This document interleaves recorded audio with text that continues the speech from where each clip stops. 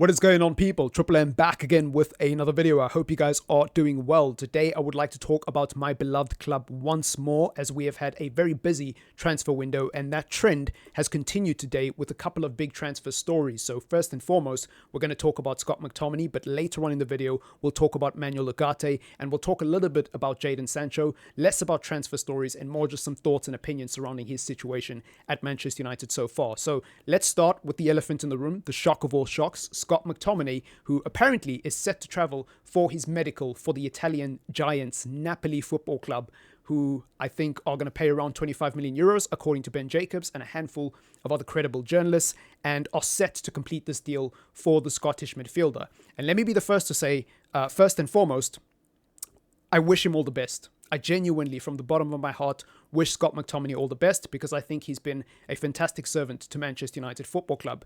Even though I, like many other Manchester United fans, have been very critical of Scott McTominay as far as his footballing ability, it's never been personal, at least for me. I can't speak for other Manchester United fans, but I don't have any personal hatred or animosity or dislike towards Scott McTominay as an individual. I think that's just weird, because I don't know him as an individual, and I think you should always just criticize footballers for their ability and not make it personal. You shouldn't talk about the color of their skin. You shouldn't call them all sorts of nasty, vulgar adjectives. You should just keep it respectful. And I believe that I have done that with Scott McTominay, even though he's made me want to pull my hair out at times watching him for Manchester United. I still have a lot of respect and admiration for his tireless work ethic and what he has done for Manchester United in terms of always applying himself and playing for the badge. Nothing but respect on that front. And it's the same reason why he has such a good rapport with a number of different managers. We're talking about Jose Mourinho, Ole Gunnar Solskjaer, Louis van Gaal, even to a certain extent Sir Alex Ferguson, because he's always had kind things to say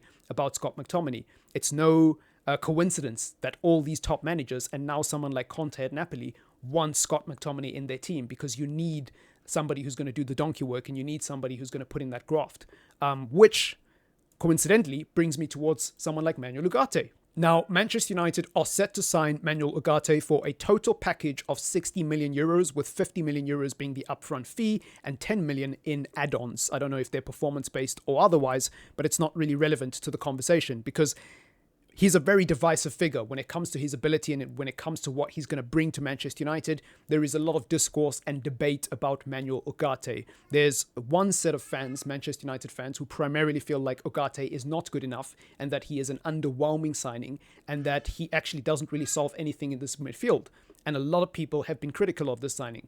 And then on the other side of the spectrum, there are people like myself who think that even though Ugarte isn't going to lead us to the promised land, and definitely isn't somebody who has us salivating at the prospect of him transforming the way Manchester United play and playing every week at the Theatre of Dreams, we still think he's a useful signing.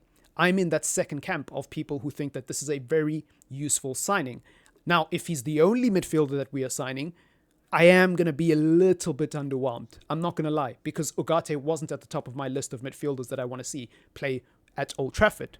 However, I can see the logic with the signing, because we let go of Fred. We never really replaced him. And say what you want about Fred, he was somebody who was very good at breaking up the play, very tenacious, very aggressive, and the only real ball-winning midfielder, proper ball-winning midfielder that we had. Now, whether you like Ugarte or not, that is very important in a team. Believe you me, I want to see Manchester United play with technical footballers and be a good team in possession to watch, and a team that's technically secure, able to progress the ball up the field and retain possession for longer periods of time so that we can actually dominate games. However, part of controlling a game of football is being able to press really well and be a good defensive team. And not just your back four, but your midfield and your front three or front two, depending on the formation you're playing as well.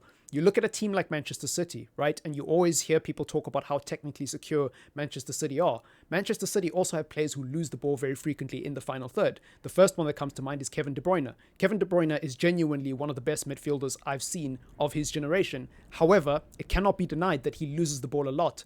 That doesn't matter for Manchester City, because they're able to win the ball back really, really well and press really well as a team. So whilst I'm not trying to say that Ugarte is this great signing, this world-class signing that solves everything, he still is an important profile to have in the team. Despite his technical deficiencies, his ball-winning abilities, his character, his attitude, his aggression, his tenacity, Those things are going to be very, very important for Manchester United. And I do think that this is a very good foundational signing. It can't be the only signing we make, but it is a good foundational signing, provided that there are more midfielders to come, either at the end of this window or in the January window or the windows that follow, right? There still needs to be a complete overhaul of the midfield. But this is a good start, though. It is genuinely a good start. And I have no feelings of negativity when it comes to the Ugarte deal. I have my reservations about his ability on the ball, obviously, as I've mentioned already. But outside of that, I'm not really too worried about the signing. It then just becomes about, do we sign another midfielder or is this it? Because if this is it, then it's going to be a long season. But if we bring in another midfielder, then there's hope for Manchester United yet, because we've still got Kobe Mainoo, we've still got Bruno Fernandes, and hey, some people rate Mason Mount. I don't. I don't want to see him anywhere near the starting 11, but some people seem to believe that we're a better team in terms of pressing from the front with Mount in the team. Add Ugarte to that, and suddenly you've got a pretty solid defensive team. Now we just need to focus on how do we get better on the ball, etc., etc. Moving on. Let's talk about Jadon Sancho, because I think there's been a lot of discussion about Jadon Sancho in the Manchester United fan base, with some people thinking that he's clearly not good enough and that he just needs to leave, and other people saying, hang on a minute, like, why are we getting rid of this guy when there's still people like Marcus Rashford who are starting week in, week out and stinking up the gaff and never getting hooked off? You know, and I would be inclined to agree with the latter, right? I don't think that Jadon Sancho's been amazing at Manchester United. In fact, I think he's been really poor. And I think part of that is down to him. He needs to take accountability for his poor performances. That is fair. And he has been in bad form for a while for Manchester United. However, so is Marcus Rashford. And the difference between those two is one is favored by the manager and the other isn't. That's all it comes down to, because nobody can look at me with the straight face and tell me that Marcus Rashford is that much better ability-wise than Jadon Sancho, which warrants him starting as much as he has by comparison with Sancho. When you look at the amount of minutes they've played, both under Ollie and under Erik ten Hag, Ollie being the guy who signed him, Ten Hag being the guy who inherited him, it's an absolute disgrace that Jadon Sancho has not got a consistent run of games in the team and an opportunity and backing and patience from the manager that has been afforded to other players in his position who have been much worse for much longer. It's absolutely criminal. And I don't even want to bring up the drama between him and Erik ten Hag, because if you've been a long-term viewer of the channel, you know that I think they were both wrong in that situation. I'm not one of these fans that's picking sides, whether it's Sancho FC or Ten Hag FC. I don't care. I don't like either of them that much to pick a side.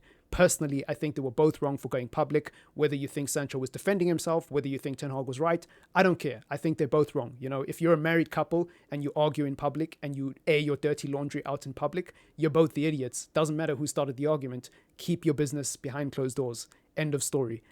So I think Jadon Sancho's been hounded out clearly by the manager, and they're clearly not on good terms. I don't believe it's just a training issue. I think it is something deeper and something more personal. And I think beyond that, actually, if we just focus on the football, it makes sense that Erik ten Hag doesn't like Jadon Sancho because he didn't sign him. So it kind of makes sense that this is not his guy and he doesn't want him. The same way Maresca doesn't want Sterling at Chelsea currently, and the same way we've seen many other managers come and say, you know what, this isn't my guy. I'm not going to start him. I'm going to try and move him on. And if the club doesn't want to move him on, then I'm going to make him chow bench. And if he's still here in the second season or the third season, I'm not going to register him in the squad, which is what Ten Hag is doing now. Sancho played the whole preseason, was fine. All of a sudden, he has a mystery ear infection. The next week, we hear that, oh, he hasn't been registered in the squad because we have too much competition in that position. What a load of nonsense. I wish Sancho all the best if he does leave Manchester United, and I hope he flourishes like the long list of players who have flourished post Manchester United in their career. I think he'll be another one of those who goes and spreads his wings and will look back on and think, how did we mess it up? How did we take such a bright, exciting young talent and just completely ruin his career? It's amazing. But anyways, I think it's time to wrap up the video. Let me know what you think in the comments down below of Manchester United's transfer activity, not just the Ugarte deal, but obviously De Ligt, Euro, Mazraoui, and now obviously Manuel Ugarte. You can throw Joshua Zirkzee in there. That's 5 new signings plus the outgoings that we've done. I think we've got actually a decent amount of money from our academy because we've let go of Scott McTominay for 25 million. We've let go of Mabry for 9 million, I believe, to Burnley. We let go of Pellistri for a deal which was around 5 million, I think. And also Oyadal, also like a £5 million deal-ish. I can't really remember. So we've let go of quite a lot of players. Donny van der Beek, Brandon Williams, they're all off the books. And you can add Wan-Bissaka to that list as well. Lots of players have departed from Manchester United, and if you add Jadon Sancho to that list, that's a lot of wages freed up and a decent amount of transfer money coming in.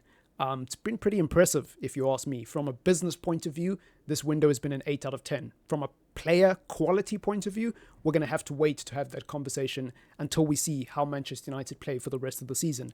Thank you for taking time out of your day to watch this video. It's been your boy Triple M. Leave a like, leave a comment, and subscribe to the channel if you are new. Otherwise, enjoy the rest of your day. Peace!